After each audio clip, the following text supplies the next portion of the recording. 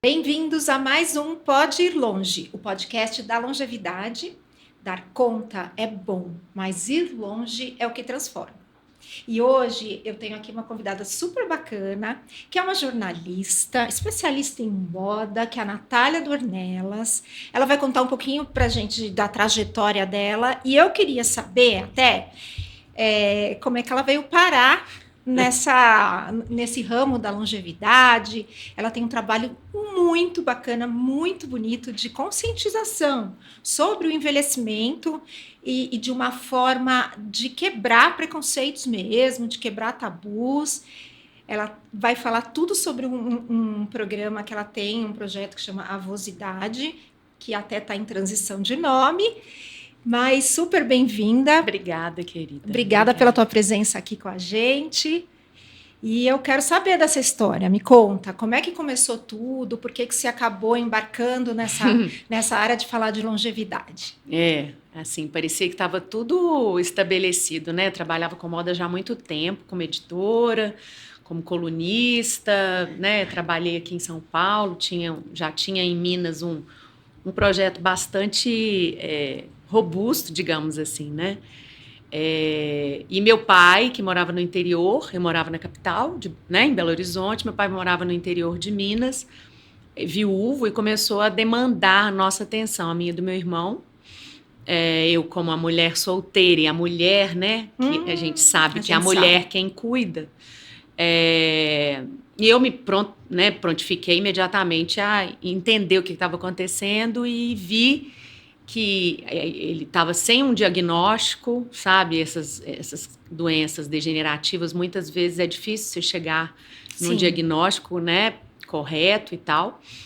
E, enfim, quando diagnostiquei com o neurologista, ele estava já com uma doença, um parkinsonismo, uma doença que se chama degeneração córtico-basal, cujo prognóstico é terrível, assim. São poucos anos de vida e com muitas limitações físicas, né?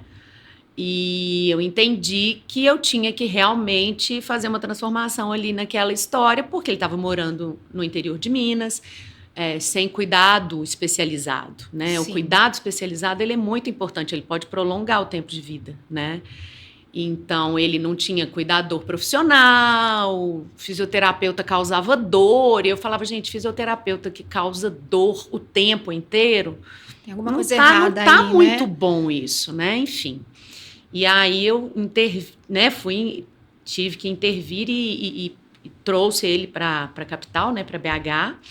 E nesse momento eu vinha já questionando um pouco a moda. A moda tinha chegado num lugar que para mim tinha perdido um pouco do sentido, que era única e exclusivamente consumo. Era a chegada das blogueiras, das influenciadoras de look do dia. Aquele fast fashion, né? Aquela coisa, aquela moda mais descartável, não rápido. Mas o dia a dia, né? Porque, por exemplo, para mim, ser uma jornalista de moda, falava de consumo também, mas me interessava a história da marca, a trajetória, o impacto daquilo como um movimento na cultura, enfim. A gente aprende a história da moda e vê o tanto que ela não é só o consumo e só o produto, né? Mas a chegada dessa onda mesmo das redes sociais deu uma esvaziada no conteúdo, né? Virou um conteúdo mais rápido, muito sobre o produto e não... Enfim, não fazia sentido para mim. Eu não queria realmente televisionar a minha vida e muito menos mostrar o meu look que eu ia sair daqui a pouco, sabe? Eu falava, meu Deus, se eu tiver que fazer isso, vai ficar complexo. Então, eu já estava pensando em dar uma guinada e aí vi o meu pai nesse lugar. Claro que eu não fiz a gestão desses cuidados sozinha, né? Mas eu geria uma equipe, né? Sim. De cuidadores, médicos, porque o cuidado ele é multidisciplinar, né? Você nunca vai resolver com um médico só, com um profissional só. E isso exige uma maestria, uma gestão, né? E aí eu realmente comecei a participar desse cuidado E eu dedicava uma parte do meu dia mesmo a cuidar do meu pai. Num dado momento eu tive que institucionalizá-lo, né, que é levá-lo para viver numa residência sênior, porque ele tinha necessidade 24 horas de cuidado, ele não tinha mais independência, então, enfim, para ir ao banheiro, as coisas básicas do dia a dia. Sim, sim. Ele precisava de ajuda e eu não podia ser essa pessoa, porque, enfim, é um homem pesado, um homem, né? Tem que O ser cuidado, profissional. Esse cuidado é, tem que ser profissional nesse momento, eu né? acho, Com toda a sim. técnica e que a gente teria que fazer um curso de enfermagem para dar conta, né? Para saber. Isso inclusive, eu sempre fiquei pensando nisso, né, gente? A gente vê tantos cursos, tantos livros sobre como cuidar de um filho, mas ninguém explicou como que a gente cuida de um pai, né? E isso, sei lá, foi em 2017, eu acho que até hoje ainda ninguém publicou um livro sobre isso, por exemplo. Né? Eu me vi muito sozinha nesse lugar. Eu e meu irmão, ele, da forma dele, ajudando na parte burocrática, financeira, mas assim, a gente não tinha muito para onde correr, né? E aí fomos criando o nosso modelo de cuidado. Mas a história é que neste lugar de acompanhar meu pai, levá-lo, sei lá, na ginástica cerebral, conviver no residencial sênior com ele na hora do café, interagindo com as outras idosas, com os outros idosos, eu comecei a me encantar por aquilo ali. Eu falava, gente, eu estou preferindo passar a tarde aqui com eles do que ir a mais um lançamento de coleção de sapato, de enfim, de bolsa, de produto, né? E aí comecei a escrever sobre isso. Na época eu tinha um perfil que chamava-se A Mãe do Pai, e eu comecei a receber retorno de leitores, né? Em Belo Horizonte eu tenho esse reconhecimento mais fácil do meu trabalho, né? São muitos anos de jornal, de rádio. E as pessoas que às vezes me acompanhavam uma vida inteira e não se manifestavam, acompanhavam de longe, começaram a vir me abraçar.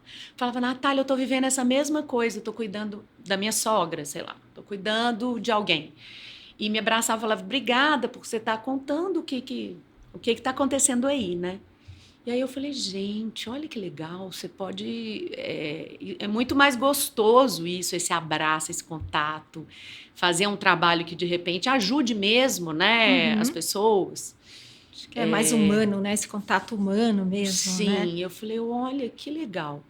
E aí comecei a mergulhar nisso e automaticamente, como em tudo que eu faço na vida, eu sou muito curiosa e jornalista, né? Assim, então fui devorando bibliografia do assunto. Quando eu vi, eu já estava ali um pouco na longevidade mesmo, sabe? E só que meu pai viveu pouco tempo, do diagnóstico até a morte, ele viveu 2 anos. Nossa.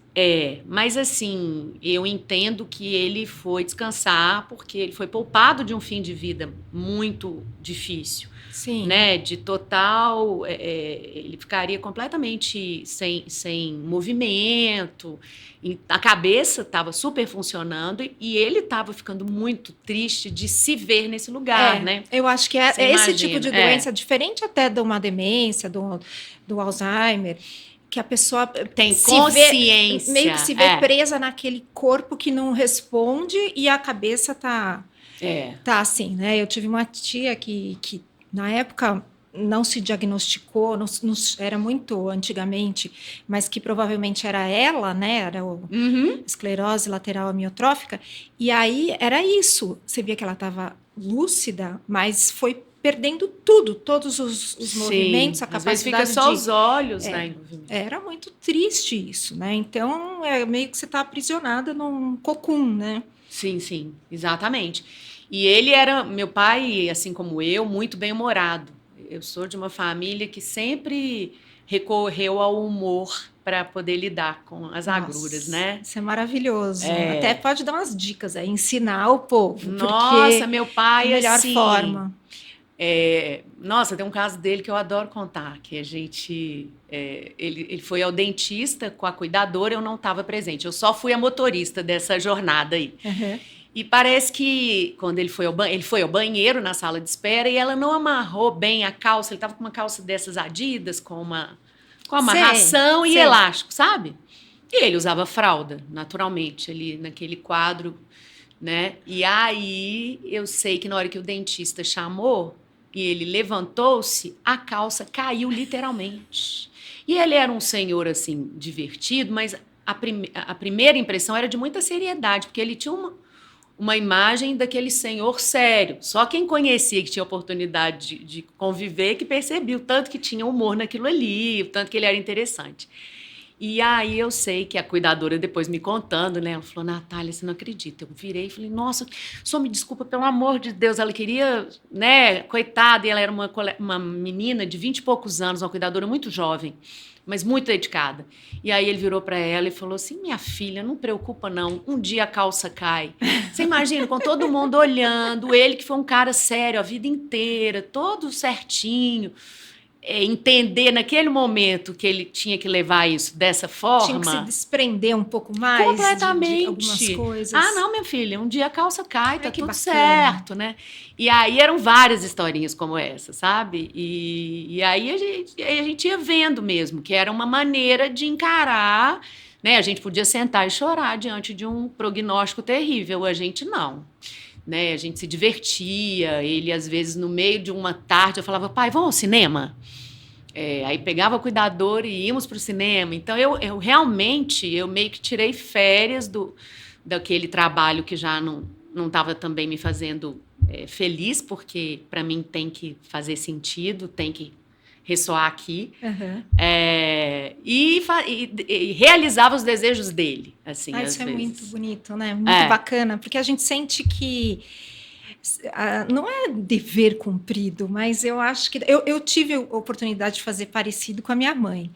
E eu sempre falo, que bom que eu fiz isso. Que bom para mim, que bom para ela, mas que bom para mim, assim, que prazer que isso deu e dá de lembrar, né, de ter conseguido fazer isso. Você criar essa memória com ela. E eu falo que, assim, eu nunca tive problemas com meu pai. Aliás, a vida inteira era uma relação de muita admiração. Eu vejo minhas fotos de criança sempre grudadinha nele. Ele era mais sério, mas amoroso do jeito dele, né? E eu falo que se havia alguma coisa para acertar, alguma aresta, a gente não tem mais nada, porque a gente zerou qualquer problema. Isso é maravilhoso. Era maravilhoso. Né, era quase um romance entre pai e filha num sentido do amor mesmo, amor, né? Do carinho, né? Do carinho e tal. Então, eu sou muito grata de ter tido a oportunidade de cuidar e de realmente desacelerar a minha carreira. Eu tinha o privilégio de fazer isso, né? Nem todo mundo pode fazer. Às vezes, a pessoa que vai ser o cuidador familiar, ele tem que deixar o emprego. Isso impacta financeiramente na família, né? Na época, eu tinha esse privilégio.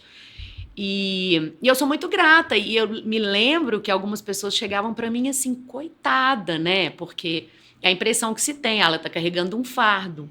Mas não é discursinho, não é excesso de positividade. De fato, eu acho que eu recebi um presente de poder cuidar dele, né?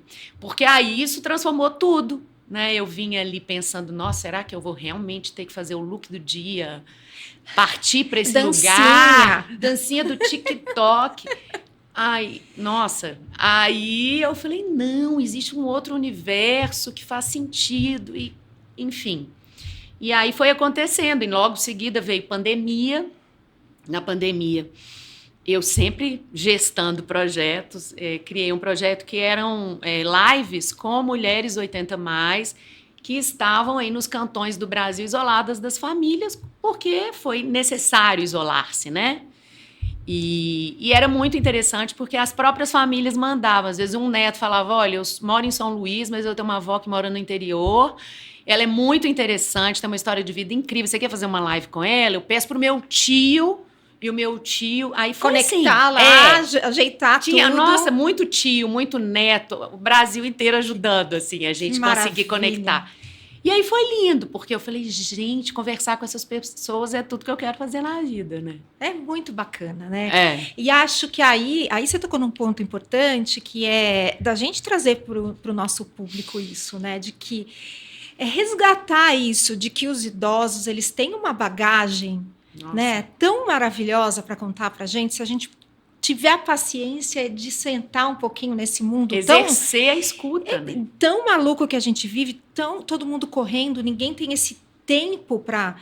Isso é tão precioso, né? Nossa, isso é maravilhoso. E eu falo, é muito interessante, porque os perfis dessas pessoas eram completamente distintos. Então, eu, sei lá, entrevistei... Eu nem falo entrevistei, eu conversei com uma paulistana, que na época ela tinha 94 anos, que era da USP, super acadêmica, com toda a formação que você puder imaginar, fluente em idiomas. Incrível. Culta, né? Uma linguagem que devia ser, né? Sim. Rebuscada. Maravilhosa, dona Neuza, mas ao mesmo tempo eu também papiei, conversei com uma baiana lá no interior, perto de Salvador, mas bem no interior ali da região metropolitana e assim, ela era semi-analfabeta, ela estava tentando entender o que era aquela parafernália que o neto dela tinha colocado para ela conversar comigo. E a história dela era tão interessante quanto a da dona Neuza, assim, né? Porque os ensinamentos eram outros, né? Ali era história de vida, era superação, era, gente, o sorriso dela, ela sorria com os olhos, assim. Ai, que Era graça. das coisas mais lindas dela, né? Eu guardo isso no meu coração, assim. Então foi muito legal, porque eu falei, olha quanta história bacana, quanta gente bacana que a gente pode eternizar de alguma maneira, né? Aliás, alguns desses personagens com quem eu conversei já foram embora, já se foram. Então, às vezes, um neto eventualmente me manda, Natália, a última lembrança, o último registro bacana que eu tenho do vovô, da vovó, eu fiz alguns homens, mas a grande maioria mulheres, porque elas sempre estão mais abertas às novidades. É isso aí. Está no pacote da longevidade, você deve saber disso, obviamente. Mas, enfim, foi muito lindo. E ali eu falei, gente, é sem volta. Realmente não vai dar para voltar para o lançamento de coleção. Eu quero navegar nesse mar aí nesse dos velhos. Novo universo, dos né? velhos, Isso. né? Com todo o respeito que a palavra merece, né? É isso aí. E aí, do Avosidade, que eu acho que os nossos ouvintes aí, ou quem nos segue, não sei se todo mundo conhece, mas é um projeto super bacana e tem esse lance de ser uma marca e de estar cada vez mais virando uma marca, né? Sim. Que você está migrando para que seja avó, avó. E que tem todos esses dizeres aí tão bacanas. Então, conta pra gente. Na verdade eu falava, gente, como que eu, como jornalista e publicitária, ou seja, eu venho da comunicação, as palavras sempre me fascinaram, sempre tive habilidade e intimidade com elas, modéstia à parte. Como que eu posso contribuir, né, no universo de gerontólogos, geriatras, terapeutas ocupacionais, fisioterapeutas, enfim, todo um exército que está aí, os cuidadores, né, para cuidar e para colaborar, como que eu posso, né, realmente fazer alguma diferença? E aí eu percebi que eu postava umas frases que geravam grandes compartilhamentos. Eu falava, gente, isso aconteceu, essa virada mesmo aconteceu no ano passado, 2024. Eu morava em Minas, a Casa Cor me deu um ambiente para falar do tema de alguma forma. A gente criou uma casa de vó contemporânea, que era um lugar onde as pessoas chegavam e voltavam no tempo ali, décadas, e saíam quase sempre com os olhos marejados. Foi muito lindo, foi lindo, foi muito bonito o espaço que a gente fez. E aí, naquele movimento, eu falei, gente, vou fazer uns panos de prato com algumas dessas frases. Eu já trabalhava, já soltava eventualmente. O velho é o jovem que deu certo. Hoje eu nem vim com ela. Ela, na verdade, é o nosso best-seller. E fiz uns paninhos de prato e umas plaquinhas. Bença avó, bença avô, porque era muito o tema da avosidade, desse contato avó e neto, que até hoje vai sempre nortear um pouco do nosso trabalho, mas a gente está né, estendendo os tentáculos para a menopausa, para todo mundo que está interessado em falar sobre o envelhecimento e as possibilidades dele, né? E aí, esses panos de prato fizeram muito sucesso. Eu falei, gente, isso vende. E a delícia de trabalhar o varejo, que é uma coisa que eu nunca fiz, né? De ver as pessoas comprando e gostando, e não, eu preciso de mais, eu quero comprar. Quero encomendar, vou dar de presente. Gente, o meu lado, a minha família Dornelas, meus avós, todos tinham um armazém no interior e tal. Eu falei, eu tenho um lado comerciante que ficou um pouco feliz aqui, sentiu uma vibração boa. E aí, eu resolvi fazer uma camiseta, essa camiseta para o Carnaval de Belo Horizonte, deste ano, de 25, né? Comecinho do ano. E ali eu entendi que a camiseta era muito mais do que uma camiseta. Porque um grupo de mulheres, capitaneado por Heloísa, adoro falar isso, porque Heloísa é uma artista de Belo Horizonte, uma amiga, uma mulher de 73, 74, linda de morrer e muito interessante. Ela é que juntou a turma e falou, Natália, faz as camisetas que eu vou juntar as minhas amigas e nós vamos para a rua com a camiseta. Ai, que legal. Eu acompanhei no primeiro dia. Elas são muito mais animadas que eu, tá? Então depois fui embora e elas continuaram. E aí eu fiquei muito impressionada como as pessoas vinham falar com elas e comigo, porque eu estava com uma bandeira escrita nas costas, escrita velho ao jovem que deu certo. Então eu virei também uma sensação, assim, as minhas costas viraram a sensação, né? E aí as pessoas vinham falar com a gente e tal, eu fui embora, ela me ligou depois e falou, Natália, você não tá entendendo. Se as pessoas tinham parado de notar a gente, se a gente era invisível no Carnaval de Belo Horizonte, a gente não é mais. Eu falei, por quê, Heloísa? Ela falou, por causa dessa camiseta. Agora a pessoa olha para a camiseta e olha para mim. A pessoa olha para a camiseta, sorri e fala, é isso mesmo. A pessoa interage comigo. Você não está entendendo, isso aqui é apoteose. Na hora que ela falou isso, eu falei, gente, olha como é que é potente. Né? Eu ficava imaginando, isso é só uma camiseta, mas não é. As camisetas, aí você vai olhar a história da moda, né, também. As bandas, por exemplo, de rock, como se utilizaram das camisetas para espalhar a mensagem pelo mundo, né? A camiseta, ela tem esse poder, né? A camiseta com frase, então, ela é um veículo, né? E aí foi, a partir desse carnaval de BH, eu consegui chegar na primeira camiseta. A do carnaval nem era com o layout exato que eu queria, mas logo em seguida a gente já desenvolveu a cinza, que eu falo que é a camiseta mantra, né, que é velho ou jovem que deu certo. Ficou linda de morrer e é o nosso best-seller desde então, né?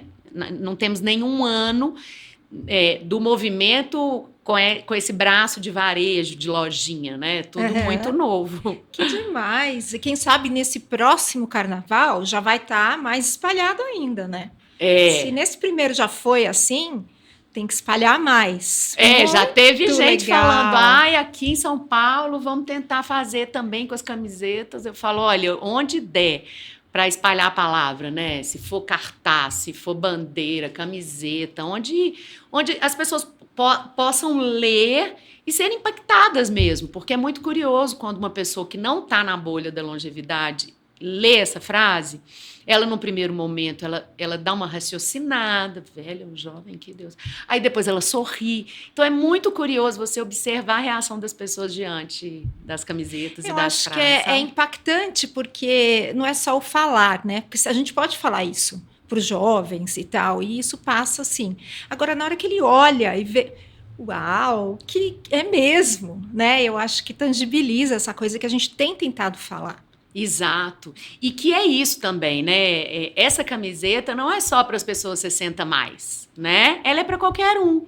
Tanto que eu tenho uma sobrinha que fala, Nath, ela tem 2 menininhos gêmeos, uma graça. Ela fala, pode fazer velho ao jovem que deu certo kids, que eu vou colocar nos meninos, porque falar de velhice é para todo mundo. Não é só quem é velho que tem que se preocupar com o envelhecimento ou se organizar para o envelhecimento. É quem vai ficar também, né? Uhum. Então, ele é um assunto de todo mundo.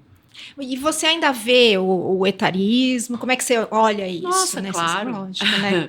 Claro, e eu vejo, às vezes, na própria pessoa que comprou, porque tá tudo... Gente, é muito difícil, até em mim mesma, né? A gente vem de uma cultura em que envelhecer é a pior coisa, é descer a ladeira, né? Tem muitas pessoas 70, 80 que ainda têm a resistência à palavra velho, né? Porque ela realmente, ao longo da história, trouxe um peso, né? Veio com um peso isso, né? Exatamente. E eu tenho, por exemplo, uma amiga de 80 anos em Belo Horizonte, maravilhosa, Nora, que é das mulheres mais modernas, mais bacanas que eu conheço, uma velha muito legal, mas a palavra velha é horripilante para ela, entendeu? Ela não vai usar essa camiseta, não tem jeito.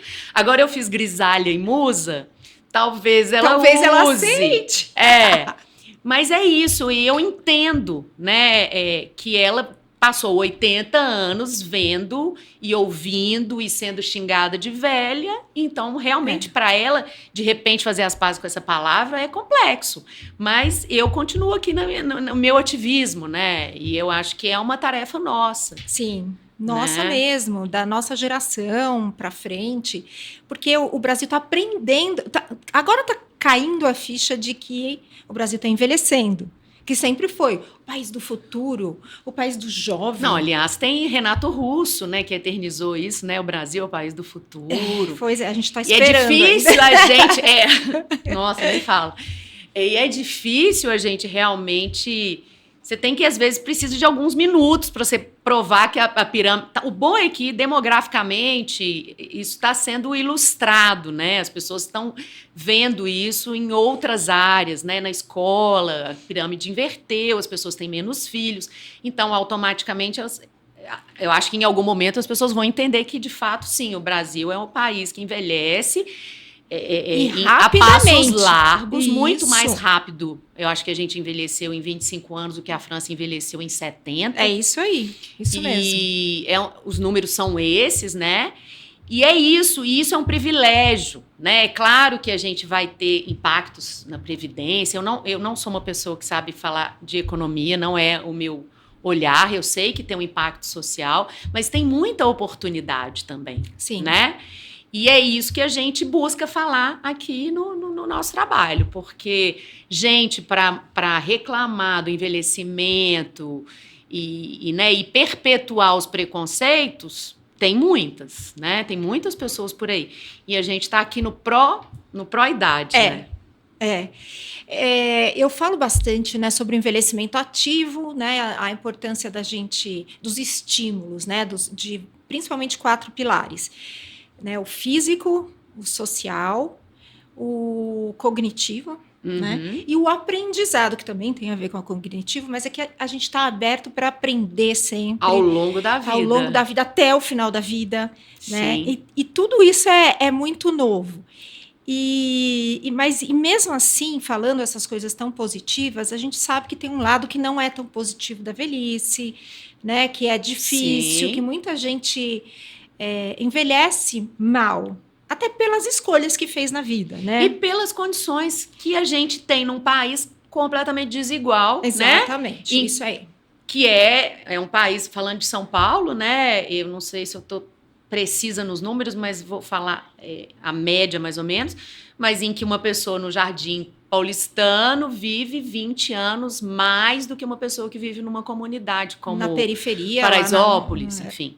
Então, é claro que tem a ver, sim, com as escolhas, mas tem a ver com o contexto em que a gente, né, com as oportunidades, né? E é um país, infelizmente, o Brasil tem coisas incríveis, mas tem essa desigualdade flagrante. Então, você vai encontrar, né, o que eu gosto de dizer, e me vigia o tempo inteiro, que tem, sim, uma mulher de 70 que sobe o Himalaia, que está plena, né, que tem o corpo super em cima, mas você vai encontrar também uma mulher de 70 com a coluna variada, né, com o corpo, né, com aquele corpo envelhecido, com a pele envelhecida, porque a ela não foi dada oportunidade também. Sim. Né? Então a gente tem que entender que a velhice, ela é plural. A gente tem falado muito disso, né, das velhices plurais, e aí você pode extrapolar indo até LGBT, enfim, indo por um caminho muito mais longo, que é falar dos velhos gays, das lésbicas gays, das trans gays, né, trans idosas, né? Porque é um universo enorme, mas dentro ali você vai encontrar vários modelos de comportamento. Uma vez eu assisti uma palestra, acho que foi na SPM até, que eu achei muito bacana, que é bem isso, né? Que as pessoas até então tinham uma imagem de quando as pessoas envelheciam, quando as mulheres envelheciam, eram todas aquelas vovozinhas com coque, né, com vestidinho floridinho, sim, e fazendo de botão, né? Fazendo crochê, tricô, fazendo bolo e tal. E aí, nessa palestra, a palestrante falou uma coisa muito bacana, que é assim, mas pensa que essa senhorinha que hoje tem 80, 90 anos, na década de 60, 70, ela participou do movimento hippie. Tem Ela uma que participou era do movimento... que queimava o sutiã, né? Que fumava um baseado, que foi para Woodstock, alguma coisa assim. Sim, sim. E você tinha também as outras que foram criadas para serem boas esposas, boas filhas, boas donas de casa, super arrumadinhas, bonitinhas, impecáveis, né? Sim. Então, você tinha essas jovens naquela época. E quando elas envelhecem, você vai ter todos esses tipos também. Todos esses tipos. Não converge tudo para aquela vovozinha, assim, né? Então, aquela que está muito no nosso imaginário, né? Que é essa aí que você descreveu, do vestido floral. Eu conheço muitas dessas com esse vestido floral, de botãozinho, que faz uma atividade manual, até... Hoje, eu acho que no envelhecimento, daqui a um tempo, a gente vai ver todas as avós bordando, tricotando e fazendo trabalhos manuais, porque você vê hoje uma onda... Um movimento, né, de resgate disso aí, né? Dessas meninas que estão nas manualidades, né? Jovens, geração Z, enfim, todas gostando muito e procurando ali quase que uma forma de terapia. Mas, sim, esse estereótipo você vai encontrá-lo em muitos lugares, nos interiores, em Belo Horizonte mesmo eu visitava, sempre visitei, sempre gostei de visitar as instituições de longa permanência públicas, para interagir com os velhos que estão ali, às vezes, sem o meu trabalho não é um trabalho na ponta de assistencial, né? Mas eu, pessoa física, a Natália, gosto de levar um bolo, de passar uma tarde numa instituição. Aqui em São Paulo ainda não achei uma que eu possa visitar, mas certamente vou encontrar. Vai encontrar, com certeza. E eu encontrei essa personagem, né? Que é essa senhora do botãozinho, que faz atividade manual, com aquele cabelo branquinho com coque, mas você também tem figuras absolutamente revolucionárias, modernas. Então é isso. Você não tem uma existe... Rita Lee, como era a Rita Lee, né? Que ela era essa que foi a hippie. E continuou sendo, né? Então isso é bacana, né? É muito legal. Isso é muito novo, porque as pessoas estão vivendo mais. Antigamente chegava nessa fase aí 60, 70 anos, o homem aposentava, daqui a pouco, né, 2, 3 anos morria. Então, e essa é uma coisa que eu acho bacana, que os homens vão precisar, mais do que as mulheres, aprender a se reinventar, né? Eu acho que eu tenho pouca habilidade para falar dos homens, porque até como no trabalho de campo com personagens, eu conversei com poucos homens, né? Na época da pandemia, num universo de 50 e poucos personagens, eu acho que 5 só eram homens, né? Que se dispunham a amostra, né? Porque, de modo geral, até se dispunham a conversar, mas falava assim com a neta: essa moça não pode vir aqui em casa? Mas era pandemia, eu até gostaria de ir, né? Mas eu ia visitá-lo, causar um impacto ali. Enfim. Mas as pesquisas estão aí para mostrar que o homem, de modo geral, ele só procura médico quando realmente a coisa aperta. A mulher está sempre, né? Todo ano a gente vai e faz o preventivo. A grande maioria das mulheres faz o preventivo, olha, né? A gente está sempre se cuidando. A gente faz ali a nossa rede de afeto e nutre isso com as amizades, né? A potência das amizades femininas. O homem acaba se isolando um pouco, enfim. E eu acho que precisamos ajudá-los mesmo a verem de outra maneira, né? Porque não foram criados para também... Sempre, eu me lembro do meu pai, quando a minha mãe faleceu, a gente tinha muito temor de que ele não fosse resistir, porque a vida dele era cuidar dela. Mas como ele tinha... uma vida, ele tinha um trabalho, ele era dentista, adorava atender as pessoas, ele tinha ali os propósitos dele, ele conseguiu se manter firme. Mas, de modo geral, o declínio depois da morte, da aposentadoria para o homem é muito flagrante, né? Porque ele perde o fio da meada, ele é o cara do... meu pai era o dentista da cidade, de repente ele não é mais o dentista da cidade, e aí eu sou o quê, né? Uhum. Então, buscar isso, eu imagino que seja uma tarefa. A gente tem aí muitos profissionais bons, as terapeutas ocupacionais. Tenho gostado muito de falar da importância do trabalho dos terapeutas ocupacionais na aposentadoria, na velhice, né? Porque é uma profissão muito importante e pouco conhecida no Brasil e que vai impactar muito na qualidade das nossas velhices, né? Sim, sim. E outros tantos profissionais, psicólogos, né? É. Enfim, tem muita gente que pode ajudar a gente a construir uma velhice feminina e masculina. A velhice não precisa ser só das mulheres, né? É isso aí. É isso aí. Os homens também merecem, gente. Merecem, Né? precisam aprender a se cuidar, né? Antes de tudo. E depois ressignificar, né? Porque a maioria dos homens tem um foco muito grande só no trabalho. No trabalho, Não sim. tem essa visão da mulher de multicoisas, multitarefas, cuidar da casa, pensar o que precisa para casa, se tem filhos, ou para os Sim. pets, como é que... Tem toda essa dinâmica, né? Que a Total. mulher... Não sei se já nasce com isso, acho, né? Com esse instinto, acho que sim. E então, quando o homem... Eu vivi isso com meu pai também. Quando a minha mãe faleceu, foi notório, é como você disse. Assim, O declínio, o né? declínio. Embora ele... Mas era bem parecido com o que você falou. Meu pai viveu, principalmente nos últimos anos, ao redor da minha mãe, nos cuidados com a minha mãe, Sim. que tinha uma saúde mais frágil. Aí o mundo dele virou cuidar da sua mãe. E aí foi difícil se reinventar depois. Eu tinha muito